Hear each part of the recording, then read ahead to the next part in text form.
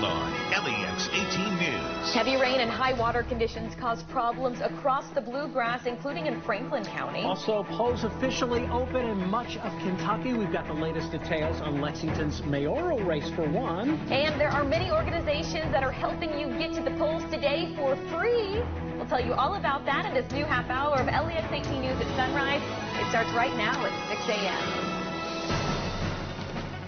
And good morning. Here we are. Decision Day 2018 is finally here. It is Tuesday, November 6th. Good morning to you. We thank you so much for waking up to Sunrise. I'm Chris Goodman. I'm Claire Crouch. Meteorologist Tom Ackerman here. As Chris said, polls in the eastern time zones are officially open.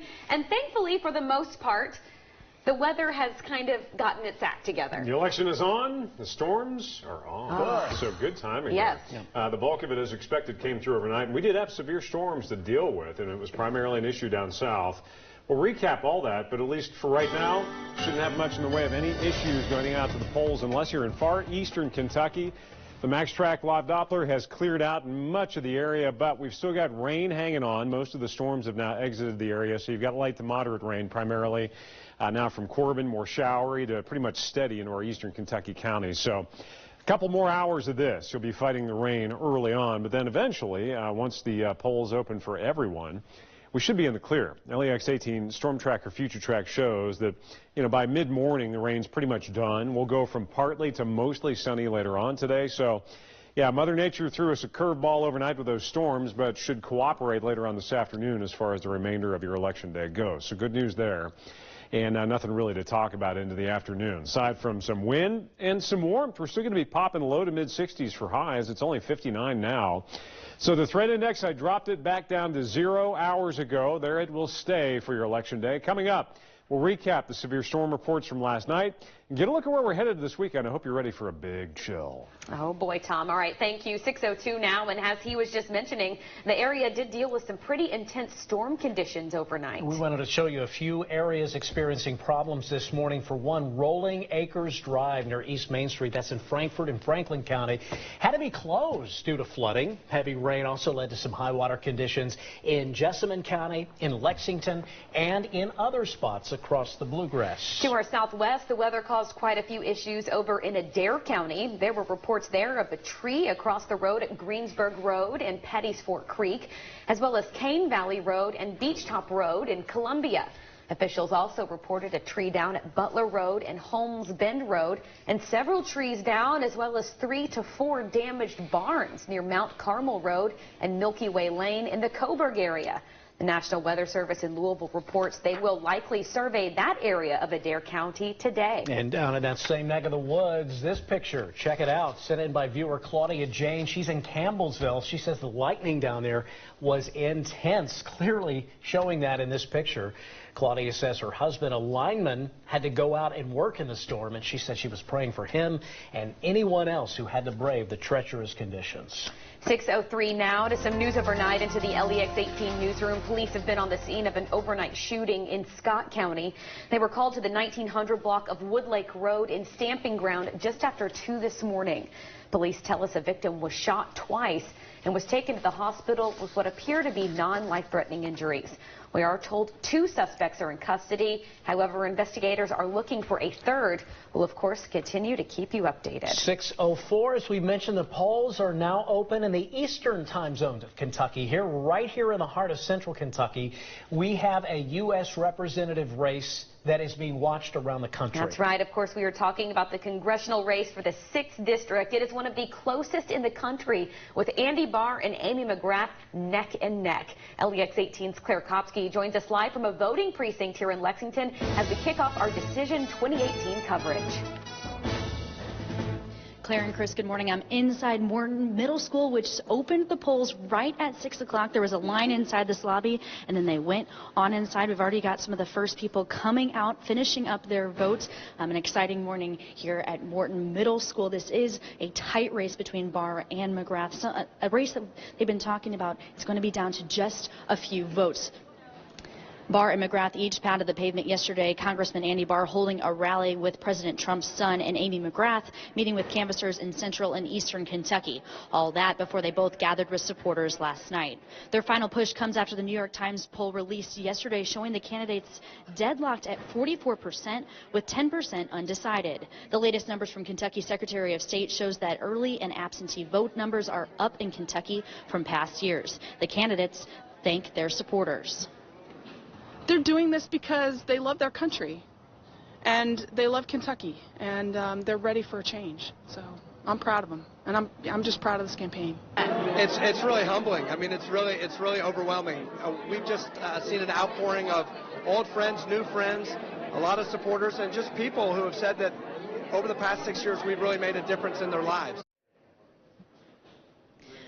Barr and McGrath echo the same sentiments about the campaign coming to a close and also say that they're feeling confident, but tell Kentuckians to get out today and vote. Andy Barr will actually be coming here to Morton Middle School sometime today, and Amy McGrath is scheduled to be at the Church of Jesus Christ Latter-day Saints in Georgetown. Now we're going to send it over to LEX18's Tiffany Jackson, who's downtown covering Lexington's mayoral race. Tiffany.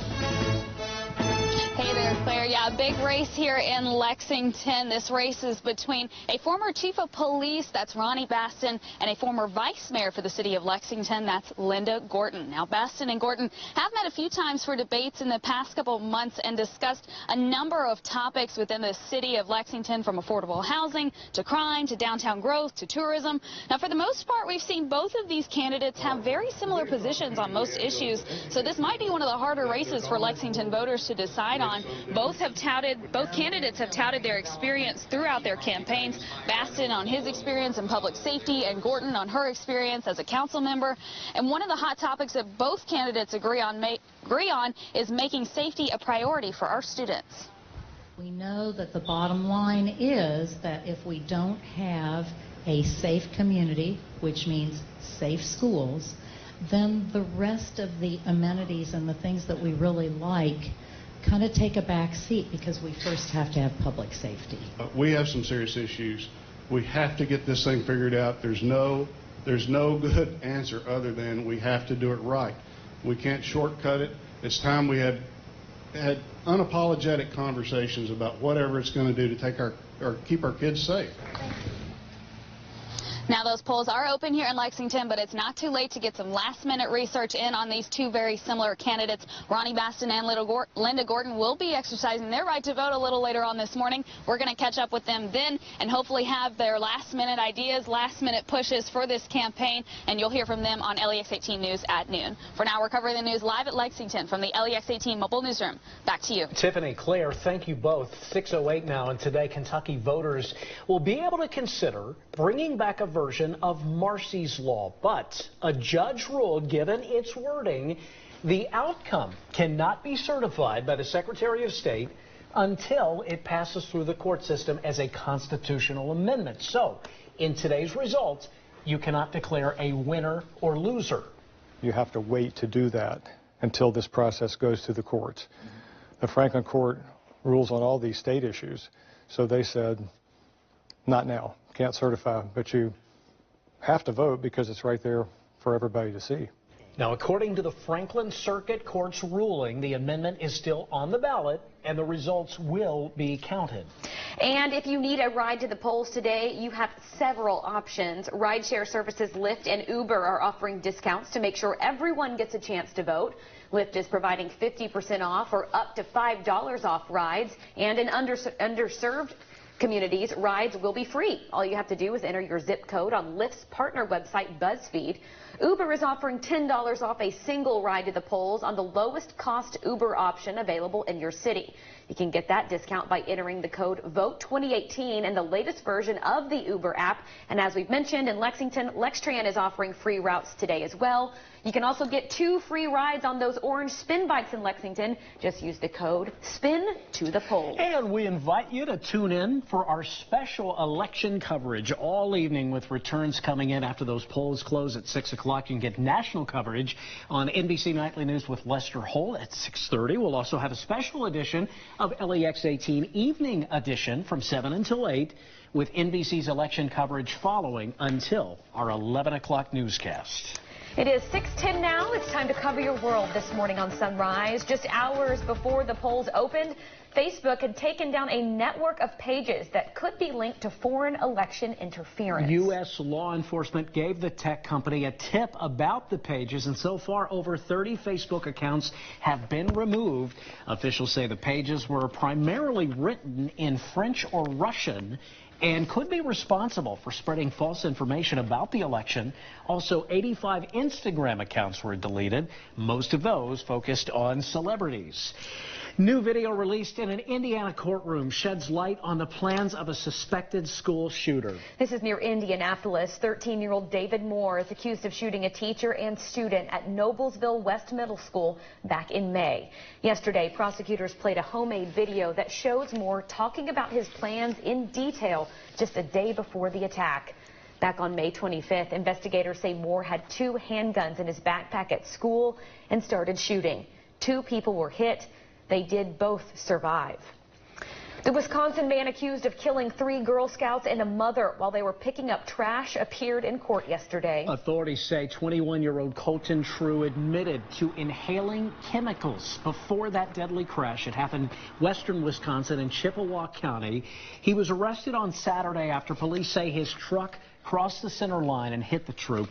Officials say True was involved in a similar accident back in September when his vehicle rolled over while he was allegedly on drugs. His next court appearance is scheduled for later this morning.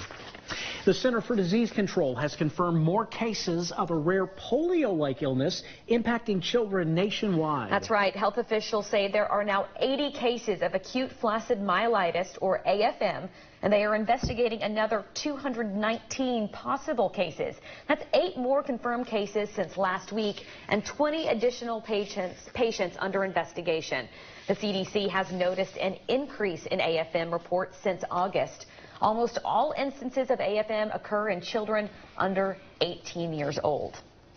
A former Baywatch star is slamming the Me Too movement, saying it paralyzes men. Actress Pamela Anderson says that the movement focusing on sexual assault and rape survivors is, quote, a bit too much for me, end quote. Anderson sat down with Australia's 60 Minutes TV show on Sunday where she said some controversial comments. The actress appeared to make light of the Harvey Weinstein scandal, saying women should use more common sense.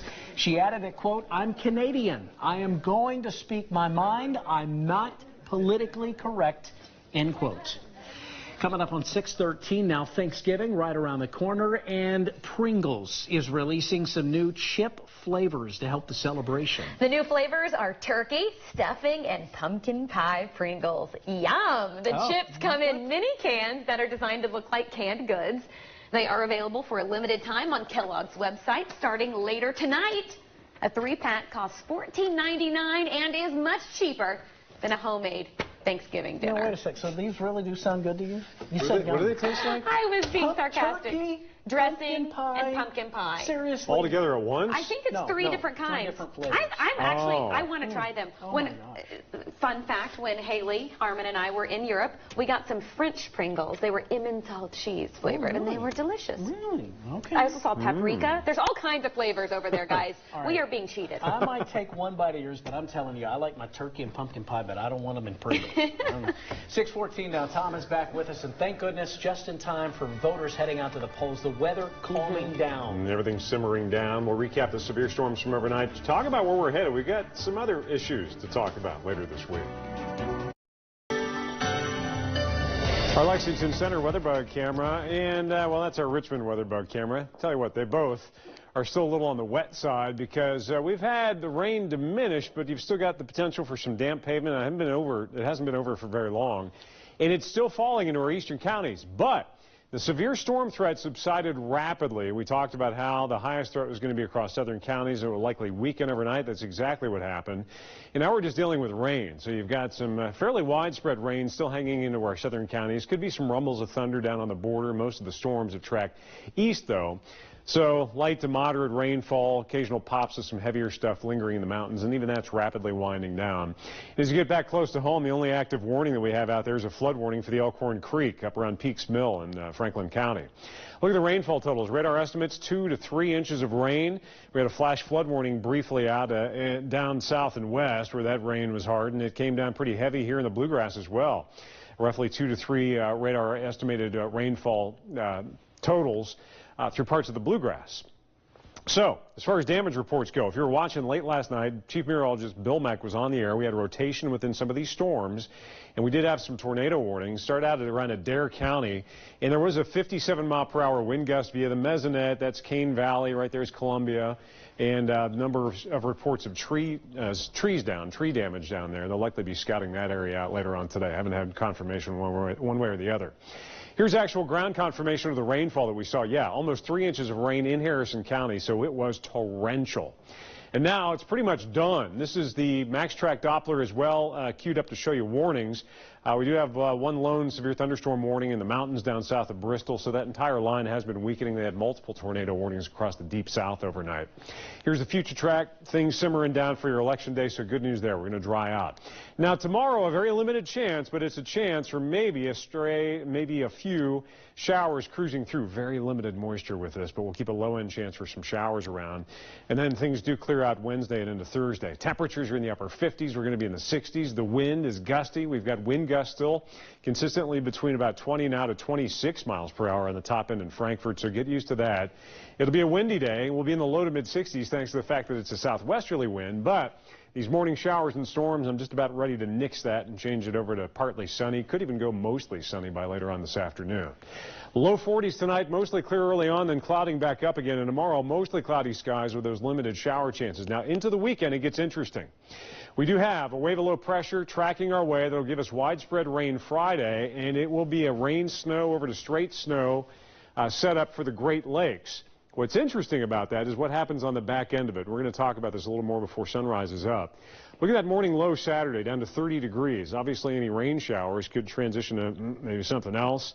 There's a very slim chance for that. The best chance for winter weather will stay up over the Great Lakes. But we'll talk about it one more time, and it's just going to generally be a chilly and dry Veterans Day weekend ahead. Yes, those are highs in the 40s for days running, and yes, that is a 37 on Tuesday. Sunrise, we'll be right back. Coming up on 622, 401k millionaires just hit a record high. Wow, and fast food jobs are going to more senior citizens than teens. With those stories and more, here is Jane King with your Morning Business Report. Good morning. The number of 401k millionaires hit a record in the third quarter as the stock market climbed. The tally of people with 401k accounts at Fidelity with balances over $1 million climbed to 187,400. That's up 25% over the past year. Well, senior citizens are the hot new fast food recruits. Bloomberg reports as Americans live longer and the job market stays competitive, fast food chains are increasingly recruiting from senior centers, churches, and aging advocacy groups like AARP. Employers say seniors have more polished social skills, whereas teens are stunted from growing up online with fewer real-world interactions. Well, stocks edged higher ahead of today's midterm elections. The Dow gained 190 points. Two casino giants may be merging. The New York Post reports MGM has hired investment bank Morgan Stanley and a law firm to start studying the idea of a tie-up with Caesars. Now, no offer is on the table, though. Some big investors in the companies have pushed for a deal. And FedEx hiking rates again. It will raise rates by an average of 4.9%. As of January 7th, 2019, costs are rising because of higher fuel prices. From the NASDAQ market site, I'm Jane King with your Morning Business Report. Wait a second. Those fuel prices were higher in September. They're lower now, so they're going to lower prices now? Yeah. I doubt it. 6:23 now. We're sticking with our Election Day theme this morning in our fun fact. If the weather is bad on Election Day, are Republicans or Democrats more likely to vote? A poll a few years ago set out to answer that question. All right, I've got my guess. I'm going to keep it to myself, though. Okay. That's coming up next. We're back in 2 minutes.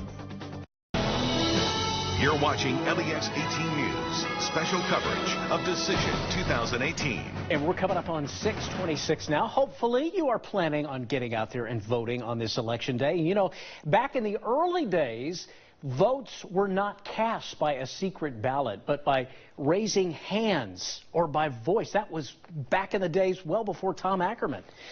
But by the mid-19th century, Election Day became a fixed day. According to the ConstitutionCenter.org, Congress finally stepped in to set a uniform day for presidential elections. That was in 1845 as the first Tuesday after the first Monday in November. Did you get that? Oh, it's a lot of logistics for me. And according to a 2012 Weather Company poll, if the weather is bad on Election Day, I'm sorry, Claire. I had guessed Democrats. I don't know why. Republicans are more likely to venture out to the polls than Democrats. Okay, I had some pea-brained explanation I was trying to give you over the break. It made sense to me. I saw where your reasoning was coming from. I was coming from big cities that have bad weather, and I don't know. And then a lot of bigger cities typically will generally have more Democrats than Republicans. I see where you're coming from there. All right, 6:27 on this Election Day. More Decision 2018 coverage when we come right back.